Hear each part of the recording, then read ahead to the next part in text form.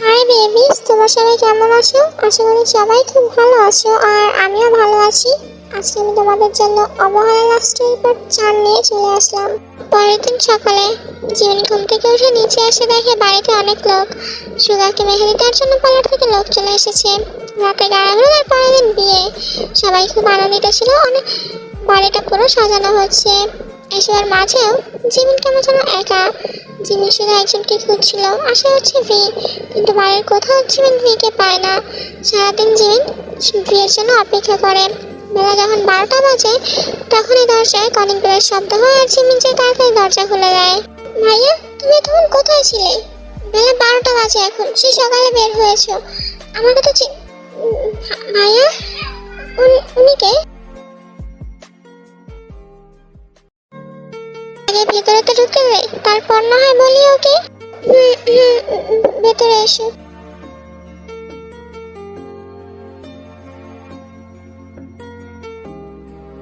বাবা ভি, মেয়েটা দেখতে ভারী সুন্দর। কে রে মেয়েটা? আসলে ফুপি, ও ও আমার গার্লফ্রেন্ড।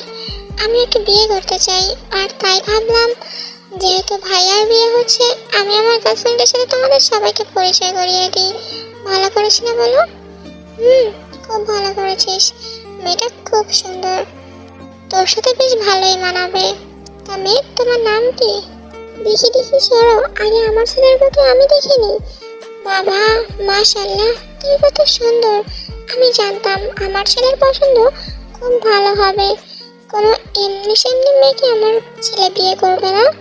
বিয়ে করার স্বপ্ন দেখেছিল কিছু মেয়ে, ভেঙে গেল তো ভালোই হয়েছে। Jimin, control yourself. ও হয়তো আসলে তোকে জ্বালানোর জন্য এই মেয়েটাকে নিয়ে এসেছে, ঠিক আছে? এটাও ভুলে যাস না। আর হ্যাঁ, আচ্ছা, মামির কথা না হয় বাদে দিলাম। এই মহিলা কোনোদিন আমার ভালো চায়নি, কিন্তু আমার মা কি করে পারছে এই মেয়েটাকে এত সহজেই মেনে নিতে বুঝলাম না। এটা কি আপন মানা সৎমা বোঝা দায় হয়ে পড়েছে। সেখানে উপস্থিত থাকা নামজন, নিয়ঞ্জন, জাঙ্কুক আর সুগা, এই 4 জোড়ার চোখই শুধু জিমিনের দিয়েছিল।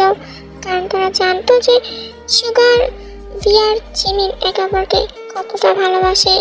এতটা ভালোবাসার পরেও হঠাৎ করে সুগা কোথা থেকে ওকে নিয়ে আসলো? নামজন জানে ওকে। তা আয়ু, কেমন আছো তুমি? আর তোমার ভির এই রিলেশন কবে থেকে? না মানে কখনো তো কিছু শুনিনি, তাই জিজ্ঞেস করলাম আর কি। আঙ্কেল, আমি ভালো আছি, তুমি কেমন আছো সেটা আগে বলো। আমিও ভালো আছি। আর তুমি আমাদের রিলেশন কথা জিজ্ঞেস করলে না, ওটা আসলে তোমার ছেলে কাউকে বলতে মানা করেছিল, তাই আমি বলতে পারিনি। আমি তোমাদেরকে আয়ুর পরিচয়টা দিয়ে দিই। হচ্ছে ডক্টর বেশ সহকারী, তাই না আয়ু? সহকারী প্লাস ও আমার বেস্ট ফ্রেন্ড, ইভেন গার্লফ্রেন্ড ও ড্যাড। মা, আমি বাইরে যাচ্ছি। জিমিন, এখন কোথায় যাচ্ছিস? বাইরে বৃষ্টি হবে, এখন তুই কোথাও যাবি না। প্লিজ ভাইয়া, কিছুক্ষণের জন্য যেতে দাও। আমার এখানে ভালো লাগছে না, দম বন্ধ হয়ে আসছে। আমি একটু বাইরে যেতে চাই ভাইয়া, প্লিজ। আমি প্রমিস করছি আমি একটু পরেই চলে আসবো। প্লিজ তুমি যেতে দাও। কি হয়েছে তো, সেটা তো আমার এত মতো দেখেছিলি। কিছু না, আমি জানি না হঠাৎ করে আমার কি হয়েছে। আমি যাচ্ছি, তুমি এদিকে মাকে একটু বলে দিও। তারপর জিমিন সেখান থেকে বাইরে চলে যায়। উফে, জিমিনটা আবার কোথায় গেল? একটু পর বৃষ্টি শুরু হবে, তখন কি হবে? ওকে কে যাবে বাইরে আনতে? মা, তুমি চিন্তা করো না, ও বলেছে একটু পরে চলে আসবে। ওনাকে ভালো লাগছিল না, তাই ও বাইরে গেছে। জিমিন বাড়ি থেকে যাওয়ার কিছুক্ষণ পরেই খুব জোরে ঝড় শুরু হয়। বাড়িতে সবাই জিমিনের জন্য খুব টেনশন করছিল। আর অন্যদিকে জিমিন যেখানে একটা ছোট্ট কুড়ে ঘরের সামনে বসেছিল, আর জিমিনের সামনে ছিল একটা বড় বাড়ি। বাড়ি থেকে বারান্দা থেকে একজন জিমিনকে দেখছিল আর ভাবছিল আমি এখানে কি করছি, তা আবার এত ঝড়ের মধ্যে। অন্যদিকে জিমিনের বাড়িতে সবাই যখন চিন্তিত, তখন ভি নিশ্চিন্তে বসেছিল, যা দেখে নামজনের খুব বিরক্ত লাগে। আর নামজন ভিকে টেনে একটা সাইডে নিয়ে যায়। ভি, তুমি এতটা ইউজলেস কি করে হলে? কেন বাবা, আমি আবার কি করলাম? কি করলে মানে? ভি, বাড়িতে একটা মেয়ে নেই, আর বাইরে কত ঝড় হচ্ছে, তোমার কোনো চিন্তা আছে তাতে? কোনো চিন্তা নেই, তুমি সুন্দর বসে আছো রিল্যাক্স মোডে। বাবা, আমি কি ওকে বলেছিলাম যে তুই বাইরে চলে যা? বললি তো, ও গেছে ওর ইচ্ছে, বাড়িতে ফিরেও আসবো ওর ইচ্ছেতে, আমার কি তাতে? বি, ইচ্ছে করছে তোমার গালে দুটো চর মারি, বুঝলে? বাবা, আমি বুঝতে পারছি না তুমি আমার সাথে কেন চেঁচামেচি করছো। যে গেছে তাকে খুঁজে নিয়ে এসো, তার সাথে চেঁচামেচি করো, আমার কি? আমাকে কেন বলছো? দি, তুমি জানো মেয়েটা তোমাকে কতটা ভালোবাসে, আর তারপরেও তুমি অন্য একটা মেয়েকে তোমার গার্লফ্রেন্ড হিসেবে বাড়িতে নিয়ে এসেছো। এই বাড়িতে আনার কোনো প্রয়োজন ছিল তোমার? যদি এতটাই ভালোবাসো ওকে, তাহলে আমরা যখন ঢাকায় যেতাম তখন না হয় ওর সাথে দেখা করে নিতে। বাবা, যে ঢাকায় যেতাম তুমি তো ডিসিশন নিয়েছো ঢাকাতে আমার সাথে জিমিন থাকবে, তখন যদি আমাকে নিয়ে আসতাম জিমিন কি দেখতো না? অবভিয়াসলি দেখতো। তো এখন আমি নিয়ে এসেছি, আমরা যখন বিয়েটা এনজয় করবো তখন ও করুক না আমাদের সাথে এনজয়, প্রবলেম কি তাতে? আর বাবা, জিমিন ছোট, ভালোবাসা বলতে কোনো কিছু বোঝে না। ও যদি ভালোবাসা বলতে কিছু না বোঝে না, তাহলে তুমিও ভালোবাসা কি সেটা বোঝো না এখনো। আর একটা সময় ছিল যখন তুমিও ওকে খুব ভালোবাসতে, চোখে হারাতে জিমিনকে, তাহলে এখন সেই ভালোবাসা কোথায় গেল? শেষ হয়ে গেল নাকি? হ্যাঁ বাবা, ভালোবাসা সবসময় থাকে না। যে ভালোবাসা থাকে না সে ভালোবাসা ভালোবাসা না। জিমিন বৃষ্টির মধ্যে বসেছিল, আর তখনই জিমিনের কাছে একটা ছেলে আসে। ছেলেটা এসেই জিমিনের পাশে বসে পড়ে। এই মেয়ে, নাম কি তোমার? আমার নাম দিয়ে আপনার কি কাজ? এখন তো মনে হচ্ছে নাম জানাটা অপরাধ, আর এটা যে অপরাধ তা তো আমার জানা ছিল না। এখন তো জেনেছেন, এখন না হয় চলে যান। এই বৃষ্টির মধ্যে আমারই বাড়ির সামনে একটা সুন্দরী মেয়ে বসে আছে, সেই মেয়েটাকে রেখে আমি কি করে চাই বলো তো? আর তার থেকে বড় কথা হলো, যে খারাপ লোকেরা চলে আসে, শুনেছি গ্রামে তো খারাপ লোকের অভাব নেই, তাও আবার এখন বৃষ্টির সময়, তেমন মানুষও বাইরে নেই, তাহলে কি হবে? জিমিনের চোখটা তখন নিচে ছিল। ছেলেটার কথা শুনে জিমিন সামনে থাকা বাড়িটার দিকে তাকায়, আবার পাশে থাকা ছেলেটাকে দেখে। বাড়িটা অনেক বড়। বাড়িটা আপনাদের তো আমার জানা ছিল না, যদি জানতাম যে এই বাড়িতে আমার একটা ছেলে থাকে, তাহলে হয়তো বা কোনোদিনই আমি এখানে এসে বসতাম না। এখন না জেনে হলেও যেহেতু তুমি আমার বাড়ির সামনে এসে বসেছো, তো তোমাকে দেখাটা আমার দায়িত্ব। যাই হোক, তোমার নামটা কিন্তু এখনো জানা হয়নি। আমি আগে আমার নামটা বলি, তারপর না হয় তুমি তোমার নাম বলো। আমি চাইও না। অমন করে তাকিয়ে থেকে কোনো লাভ নেই, তোমার নামটা এখন তোমাকে বলতেই হবে, কারণ নাম জানার মতো অপরাধ করেছো তুমি আমার নাম শুনে। আচ্ছা, আপনাকে কি কেউ কোনোদিন বলেনি যে আপনি একটু বেশিই কথা বলেন? আর আমার নাম জিমিন। আর জিমিন, ও সুন্দর নাম। যাক, নাম জানার অপরাধটা তাহলে আমিও করে ফেললাম। আর তুমি বললে না যে কেউ আমাকে কখনো বলেছে কিনা যে আমি বেশি কথা বলি?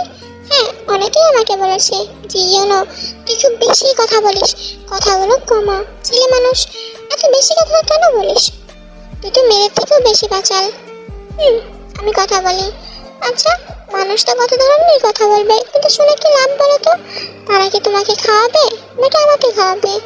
আমাদের ফিউচার কি সে করে দেবে? দেবে না তো। তাহলে নিজেদের জীবন যেহেতু নিজেদেরই করতে হবে, অন্যদের কথা শুনে লাভ কি? তাই আমি মনে করি যেটাতে আমি আনন্দিত অনুভব করব সেটাই আমার করা উচিত। আর আমি কথা বলে সবার সাথে মিলেই খুব খুশি হই, বুঝলে? তুমি আবার অন্য কিছু মনে করো না কিন্তু। বুঝতে পারলাম। আর আপনার কথাগুলো সবই ঠিক ছিল। হ্যাঁ, তা তো আমি জানি। এখন তুমি বলো তো তোমার বাসাটা কোথায়, তোমাকে বাড়িতে পৌঁছে দিই? না, আপনার পৌঁছে দেওয়া লাগবে না, আমি নিজেই চলে যেতে পারবো, কাছেই আমার বাসা।